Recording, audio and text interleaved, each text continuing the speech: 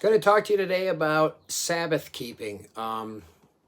Again, as I've said in other videos, becoming a Christian has been the biggest joy and the most important decision I've made in my life. And that was about 14 years ago or so. And I knew nothing about Christianity. I knew a few basic things and, just kind of went to church and I didn't really care. So I just kind of lived my life to my own desires. And a question that, through the years I had really pondered and studied was Sabbath keeping. Right away, when when I didn't keep it. And then, as I, studied, read, then I was like, man, I should be keeping the Sabbath. And I did that for a short period of time because I have to tell you, Christians, in my mind, there's no commandment in the New Testament. There's no reason why Christians have to keep the Sabbath. So I don't. And when I did, I felt worse. I'll have to say that because I felt more like a Pharisee or Sadducee. I felt like I was just trying, like, oh, I can't do this. I got to do this. I got to, and I'm like, man, Jesus paid the price for me. And I get it. There are commandments we have to keep. There are commandments that carried over. He made some even further, but nowhere in the New Testament do I get as a commandment that we have to keep the Sabbath.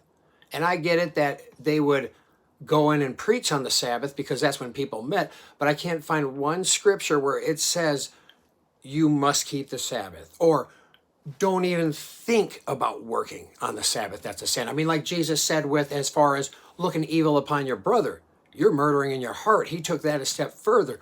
Looking at a woman, in your heart, you're committing adultery. He took some things further, and that's why I said I get nowhere in there because to me, Jesus is my Sabbath day rest. He paid the price for me.